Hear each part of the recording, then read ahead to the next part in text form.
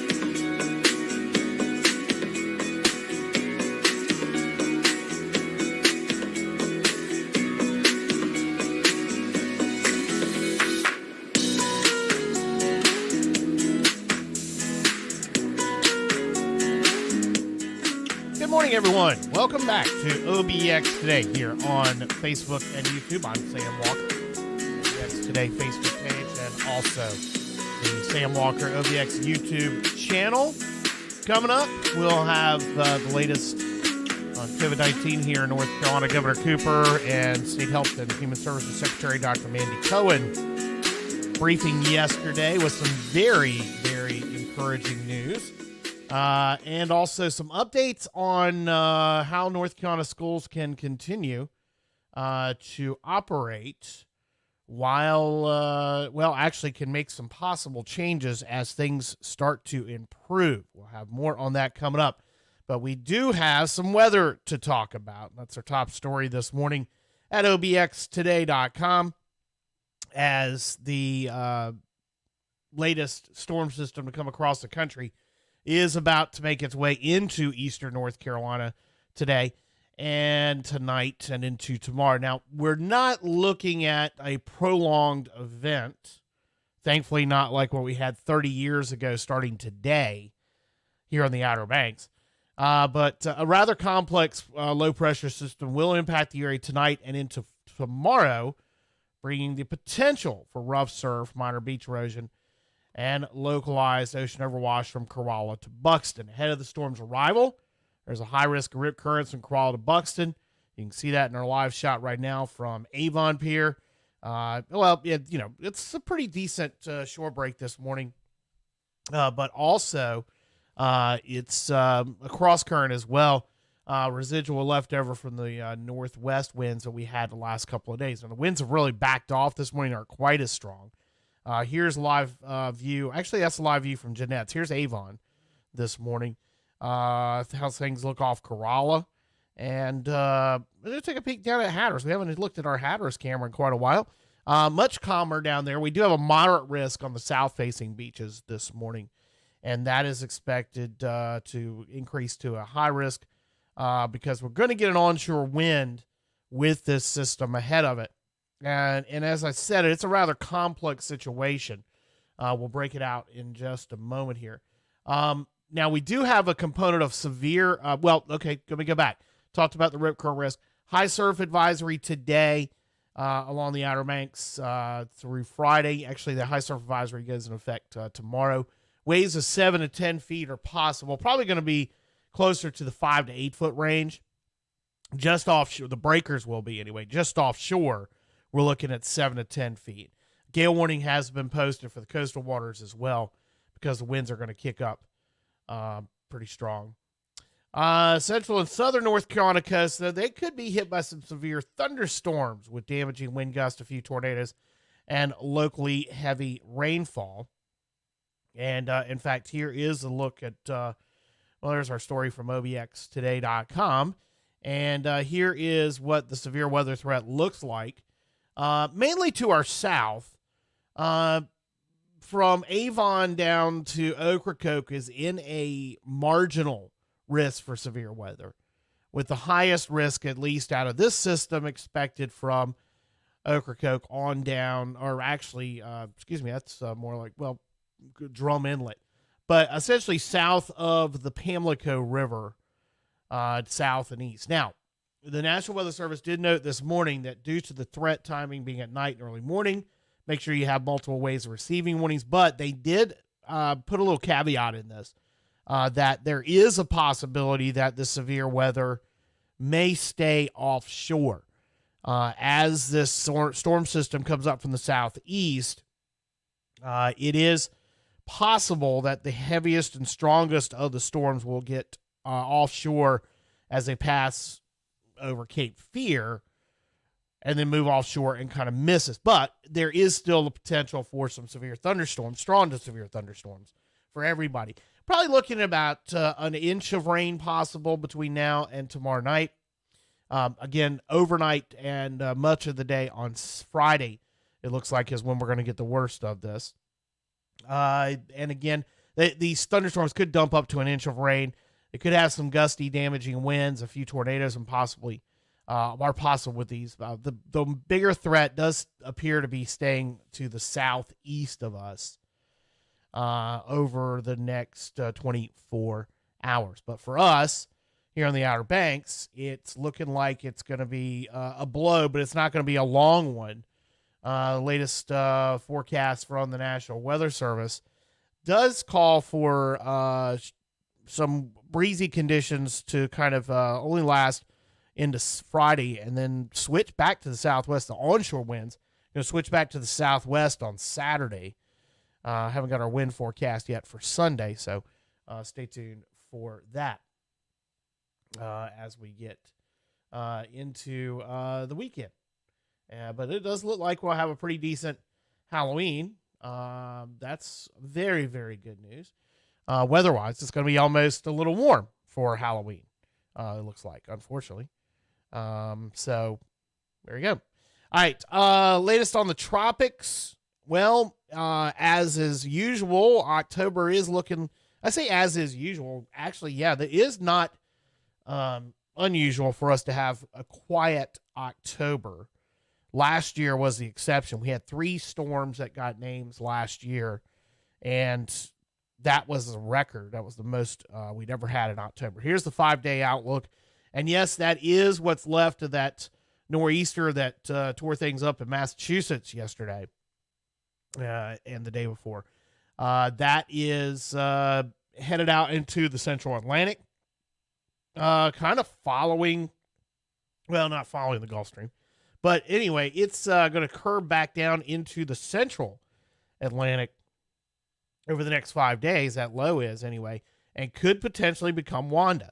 Right now, as we've talked about many previously here on OBX Today, we have seen the tropics kind of shut off activity over the last, well, really all of October, and looks like that's going to be the case, except for this one. And this is kind of typical. I've talked about this before. This is kind of typical this time of year when we start to see these storm systems come off, these nor'easters, and then they get out in the Atlantic and can spur something. Usually, though, they're much farther south than what we're looking here. This has got a potential for becoming a tropical system. It would be Wanda, last name on the list, if it becomes anything in the next 5 days. Currently, it is a 30% chance of tropical cyclone formation.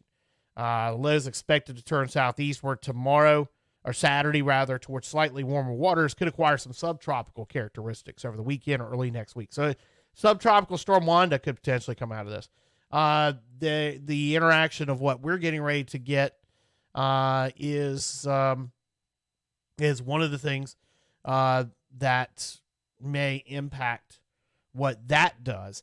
Let's go back to the radar, because I've got the latest radar image here since we don't have anything tropical. Here is the latest National Weather Service Doppler radar indicating what we're looking at for the next, what we're looking at right now. And again, a lot of shower and thunderstorm activity down southwest of us. That's moving from southwest to northeast. That's what's going to be our next storm system.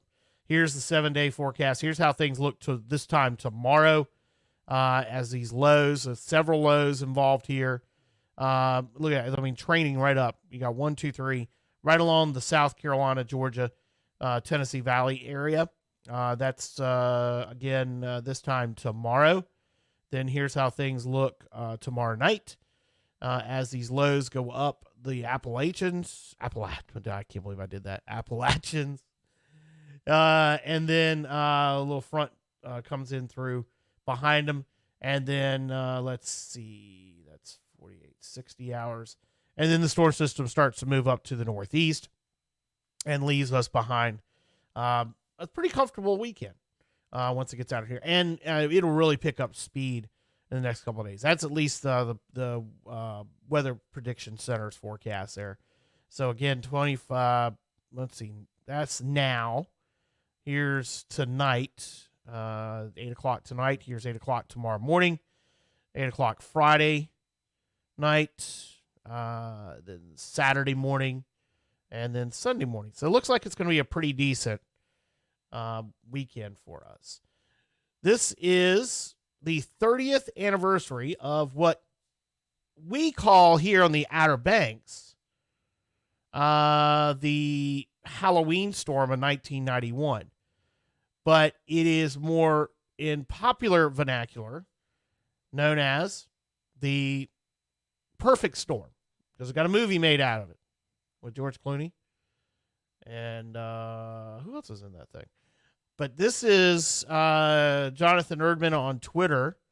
Let's see if I can get this to zoom down. I don't know if I can get it to zoom down or not. Twitter's not wanting to work with me very well this morning. Okay, here. Just do this.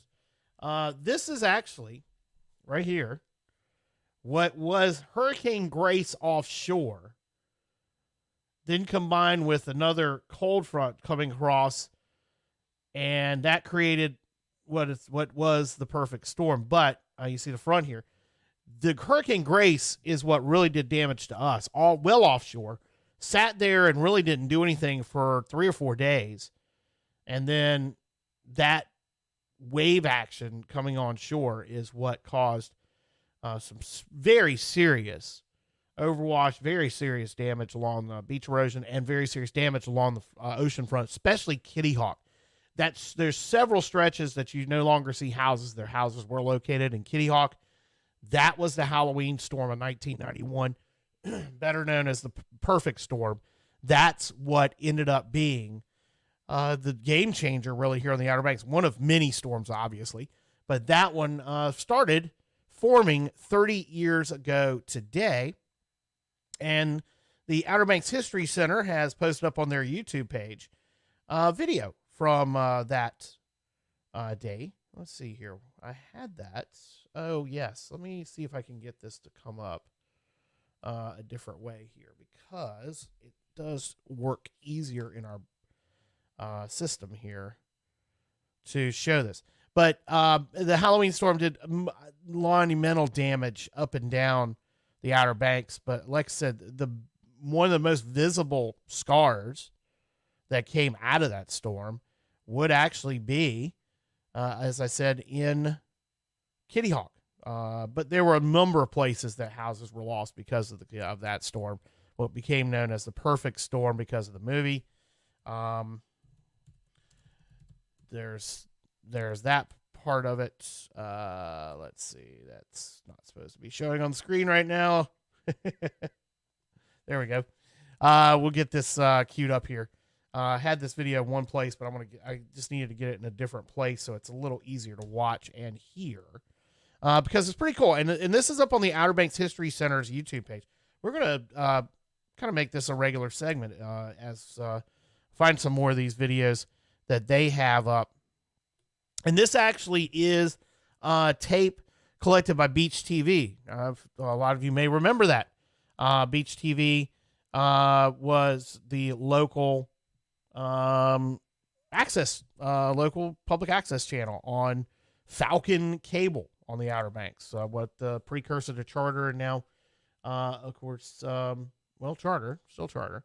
But Falcon TV had, they offered up Beach TV it was a public access channel.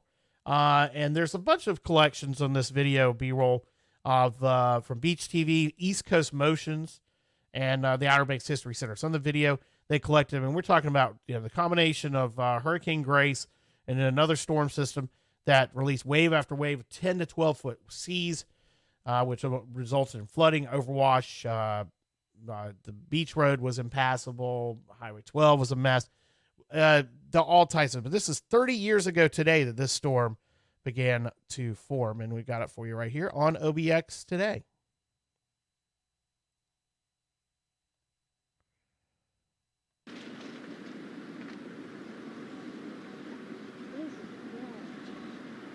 It's real bad.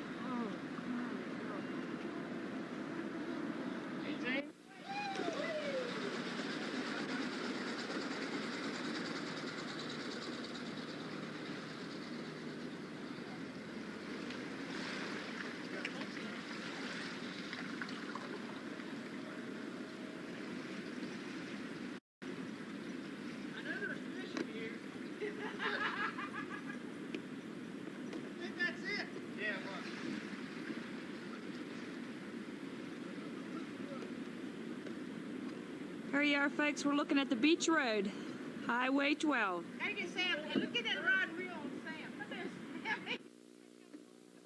haven't got a whole fish. I had to fight to get back. Go get a flounder fillet. Yeah. Come to catch fillet. No, Well, that's don't get no deal. That's the way we get them here, already filleted. Boogie boy across. America's craziest home video. There you go. Go get a surfboard without a fin on it. Put a rope on it. Have somebody pull it. I'm surprised somebody ain't done did that already down here. What? Catch away I'm on a surfboard and a driveway. Look, that'd be a trip. Splashing into the thing here. The way it was coming across. Yeah. It's unbelievably incredible. See him? We've got a handful of people inside the sunroom. They're playing poker. Ruth Coleman, John Connor, George Angelos, Greg Morris was in there. Burkett. Robert was playing. Carol Ann. Joni's still up there. Joni Knipe. Hey, how about a wave up there? That's good. Get a little bit right here, Robert. Can you believe that, folks? Look at all that water.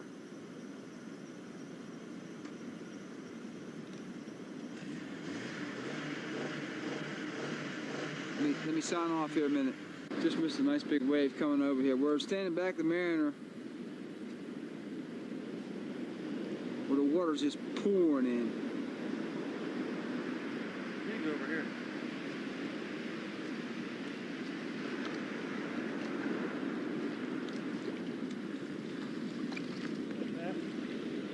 Did you get that? What?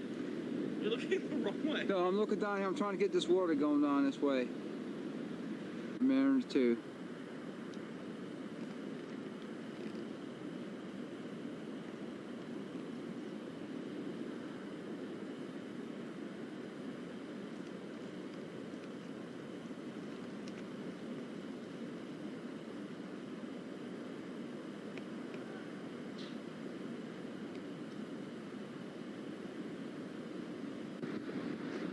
Show you what's going on here. We're up on the roof above the Jolly Roger. There's the foam up on the benches.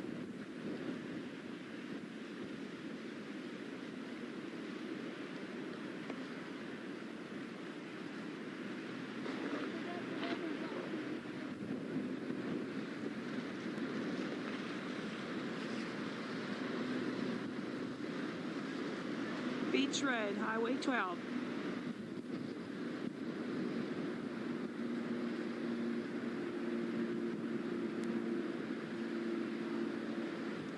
There it is, flowing in on more water on the beach road. There's that ocean.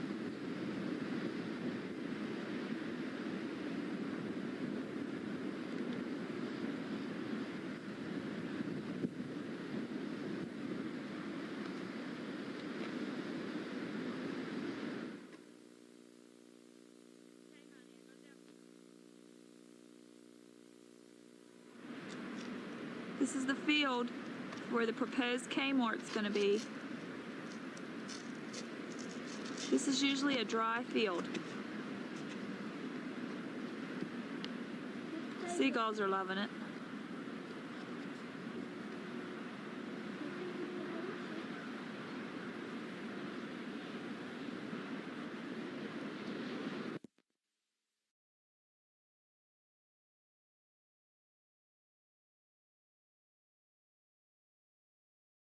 Unmute the mic. There you go. That was from 30 years ago this weekend. The Halloween storm. Quite a bit of video there from, well, most of it's all around Kidable Hills, as you saw. At last shot, in case you didn't know, yeah, the Kmart. That's back in the news. The proposed Kmart that was built that year, or built in 1992. But that, we'll get that video up if you haven't seen it before. It's actually pretty fascinating to see some of that. Get some photos and stuff. The Outer Banks History Center, which does have a YouTube channel and is posting quite a bit of video from here on the Outer Banks. They had stuff from the Pirates Cove back in, let's see, Pirates Cove, the Dog Days Regatta, the Pirates Jamboree video they've posted from there. Alex Haley was there at the Pea Island life-saving station dedication.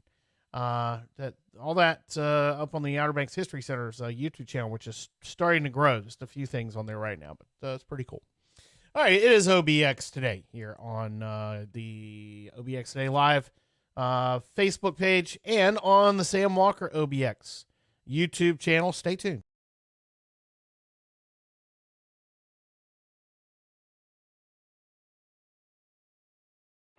We are at Dare County Arts Council in Manio, North Carolina, and behind me is our new courtyard. So on October 2nd, 2021, we had our soft opening of the courtyard, and the idea was to showcase a tasting of what's possible out here.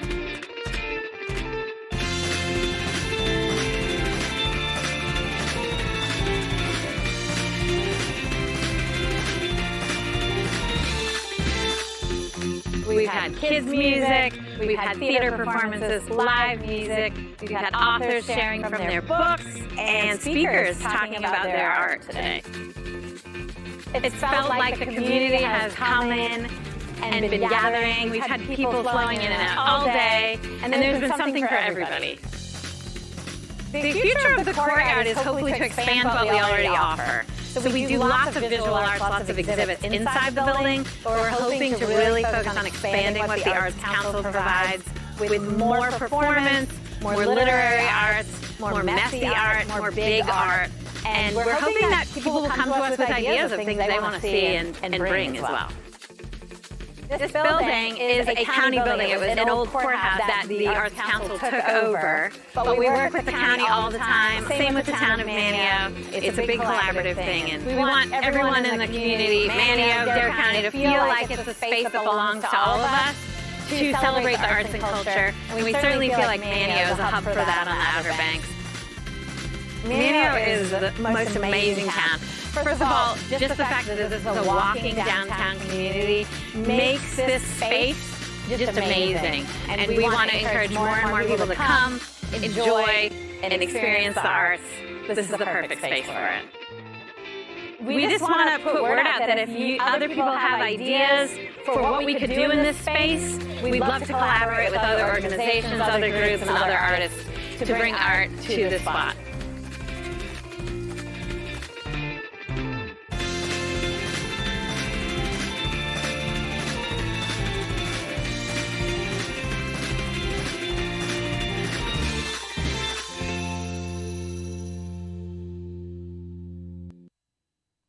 Back here on OBX Today, on the OBX Today Facebook page and the Sam Walker OBX YouTube channel. Governor Roy Cooper and State Health and Human Services Secretary Dr. Mandy Cohen held their first COVID-19 briefing in just over a month yesterday, and there was some rather good news that came out of that.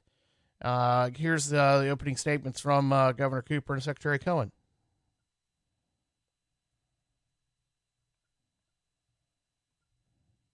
Good afternoon, everybody, and thank you for joining today's briefing. As of today, we have had 1,472,655 cases, 2,160 new cases reported since yesterday, 1,406 people in the hospital, and sadly, 17,935 people who've died.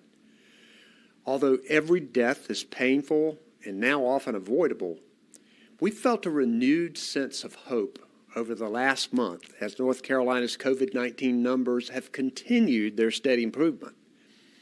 You, the people of North Carolina who have gotten vaccinated and followed community safety standards, deserve the lion's share of the credit, along with our healthcare professionals. Today, Dr. Mandy Cohen, our Secretary of the Department of Health and Human Services, will present a more detailed look at our statewide trends, and it's good news. We're relieved to see fewer people requiring hospital care and ICU beds for COVID-19. Our percentage of tests positive continues to decline, and the number of people vaccinated increases every day, even though we want it to go faster. Our children are in the classroom and on our university campuses, and children as young as 5 will soon be eligible for vaccination. People are eating at restaurants and going to concerts and ball games. People are traveling again. And most people are back at work, although many are doing it in a different way or at a different job. I want to thank businesses and other employers that have instituted strong vaccine requirements for employees and customers. This has helped increase North Carolina's vaccine rate. But more than anything, it's saved lives and helped boost our economy. Your leadership is making a difference. There are still challenges. There is significant burnout among healthcare workers, which is causing a strain.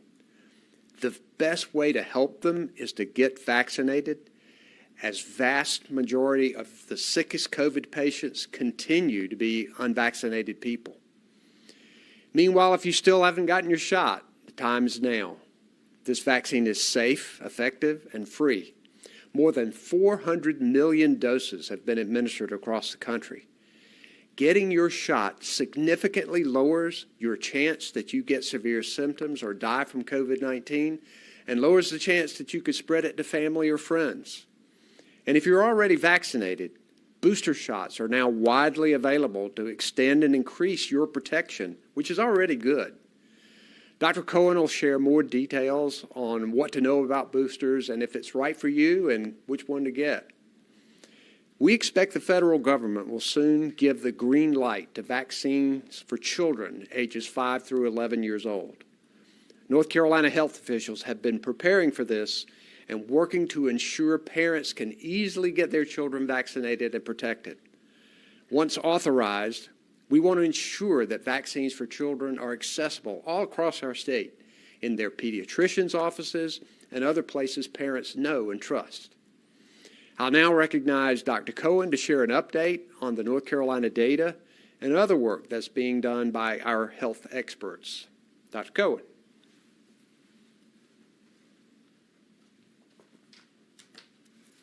Thank you, Governor. Today, I'll share where we are on our trends, explain who can get a booster, and give an update on the status of our vaccines for our younger children. Okay, so we'll get started with data. This first graph looks at people who come to the emergency department with COVID-like symptoms. It's our earliest detection mechanism. And you can see when looking at that yellow line that this trend has come down significantly from its recent peak in early September. And this is really good news. Next, we look at new COVID cases. This first graph shows you the trajectory of new cases each day since we had our first case back in March of 2020. You can see that we've had 2 significant peaks since the pandemic started. The second peak is from this August and September and was a result of the Delta variant and had the greatest impact on people who were not vaccinated. Let's zoom in and look at just the last few weeks for our cases. On this graph, we're looking at cases from the end of August through today, and you can see that our cases have been trending down for the last several weeks. This is great progress. We want to see these numbers come down even more as the rate of cases we have right now still puts our state in the CDC's red zone with the highest level of community transmission of this virus. Next, we look at the percent of tests that are positive. This graph goes back to the end of August, and looking at that yellow line, our percent of tests that are positive has also come down quite a bit, and we're much closer to our 5% goal. On our next graph, we look at day-over-day hospitalizations, and again, this graph also starts at the end of August, and we're seeing good news. Looking at the yellow line, you can see that this trend has come down significantly, and we're seeing the same downward trend for people needing intensive care. I want to echo the governor's recognition of the tremendous hard work of our frontline healthcare folks. Our next slide looks at what's happening at the local level. This is an important map. It's one from the CDC that shows the level of viral transmission across our state. With 2 exceptions, all North Carolina counties are either red with the highest levels of virus transmission or orange with substantial levels of transmission.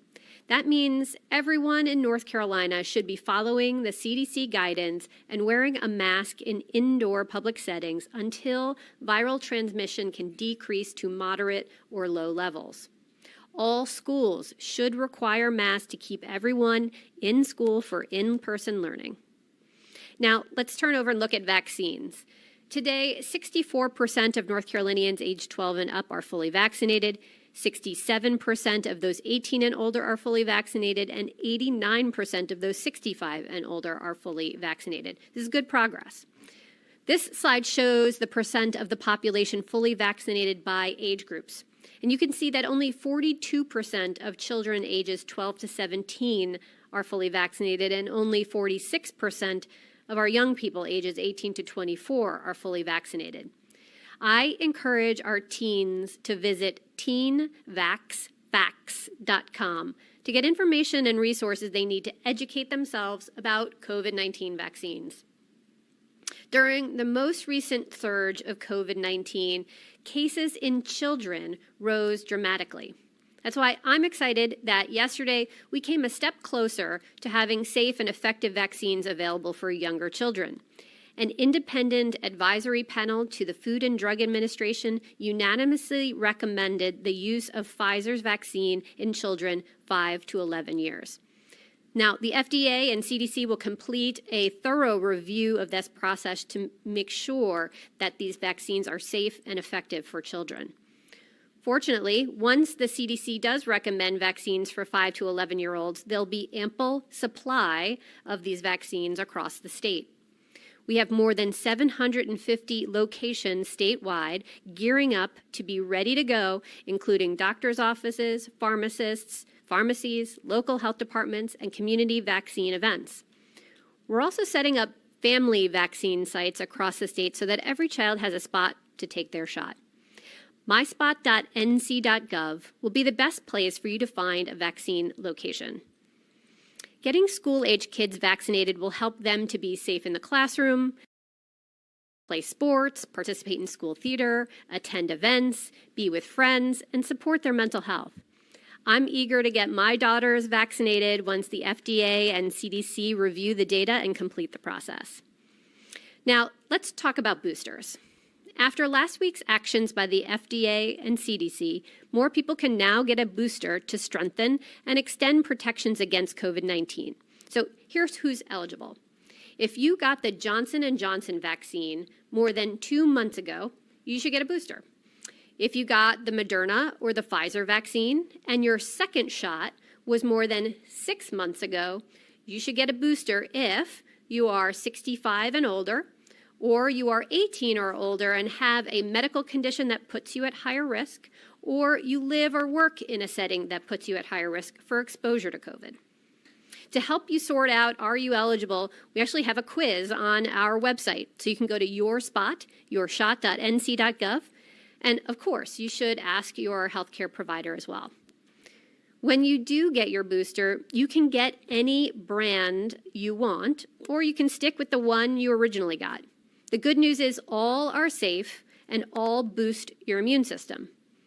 I've shared that I've gotten the Johnson & Johnson vaccine originally, and last Friday, I got my booster and went with Moderna.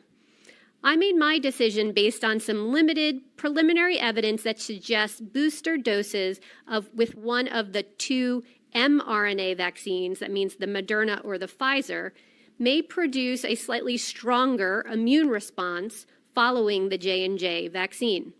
But I encourage you to speak with a doctor, a nurse practitioner, or a pharmacist if you have questions about which booster is right for you.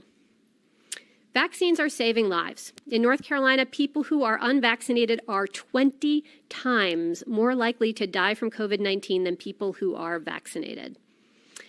I'm encouraged to see that every day more people are making the decision to get vaccinated. More than 220 million Americans have been safely vaccinated, including more than 5 million North Carolinians. For some people, the decision has been hard. There's a lot of misinformation out there. If you haven't gotten vaccinated yet, please talk with your doctor, or a nurse, or other medical professional, or go to a reliable online health resource like the CDC or Your Spot, yourshot.nc.gov, to be sure you're getting accurate information. Getting vaccinated is a powerful action you can take to protect your health, to protect your loved ones, and to help end this pandemic at last. Don't wait to vaccinate. Thank you, Governor.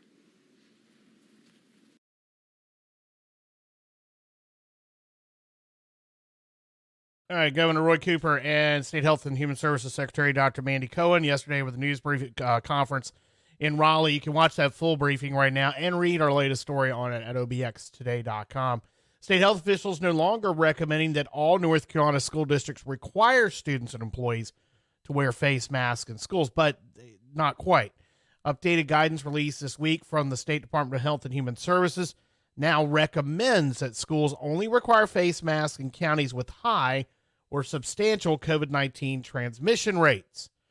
In communities with low or moderate rates, schools can consider making masks optional for certain groups. Now, as of yesterday, Hyde County was only one of 2 counties in North Carolina that was in that moderate rate. No counties in North Carolina low or green.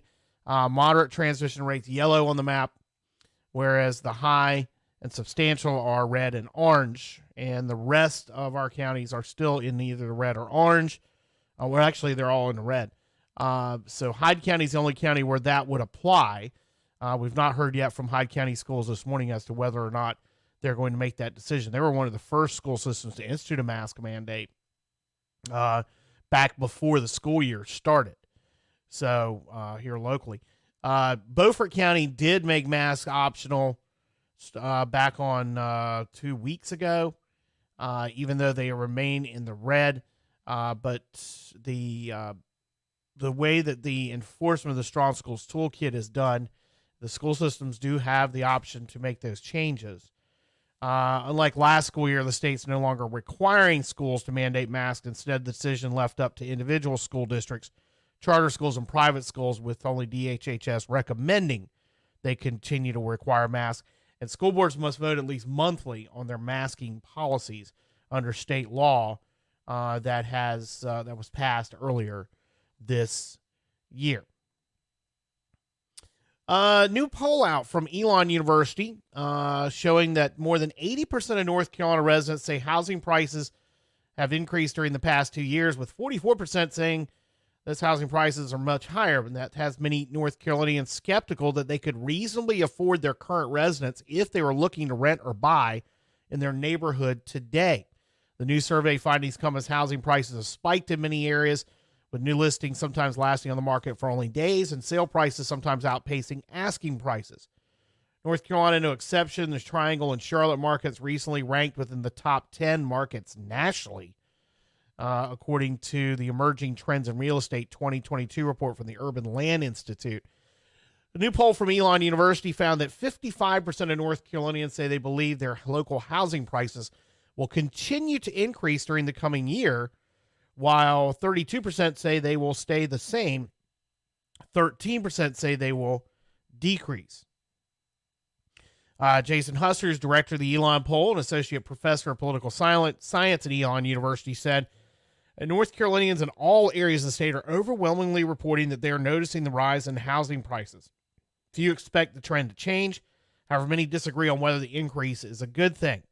However, those trends have also impacted affordability as housing costs remained steady during the early pandemic and then soared as the economy reopened. 72% of North Carolinians said they worry that the housing cost trend during the last 2 years will bring higher taxes. Additionally, 25% of North Carolinians say they were somewhat or very worried about that, or rather, somewhat were. I lost my place here. Sorry. Somewhat or very worried about missing a rent or mortgage payment during the past 6 months. The Elon poll also explored opinions about a range of policies that have been proposed to address housing issues. The poll found widespread support for a policy that would restrict major corporations from buying large numbers of properties, and for a policy that would encourage employers to provide financial support for employees to live locally. You can check out more on the latest Elon poll on this housing situation at obxtoday.com. All right, more coming up here on OBX Today Live on Facebook and YouTube, so stick around.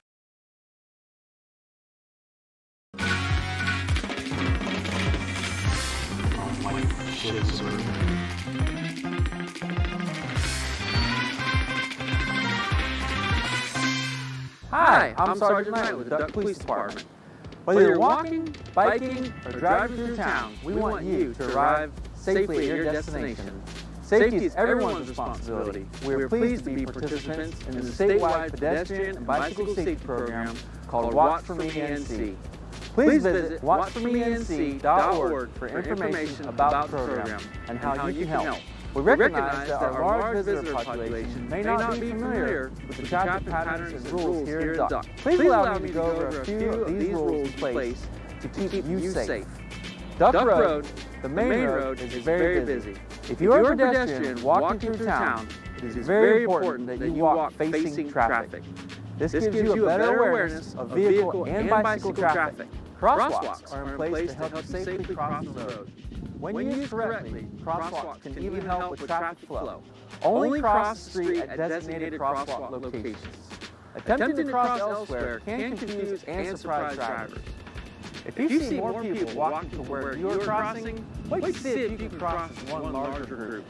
Smaller groups crossing more frequently can cause backups to become worse. If you do not intend to cross the street, please stand back from the street so as not to confuse drivers of your intent. Be sure to make eye contact with drivers to ensure that they see you and are stopping prior to crossing. Stay alert. While waiting to cross at the crosswalk, stay off your personal devices and pay attention to your surroundings. What is intent, you might ask? Intent is shown by putting a foot in the first white line and raising your hand to get a driver's attention. Make eye contact with the driver to ensure they are stopping. As you cross, make eye contact with the driver on the other side of the road to ensure they are stopping.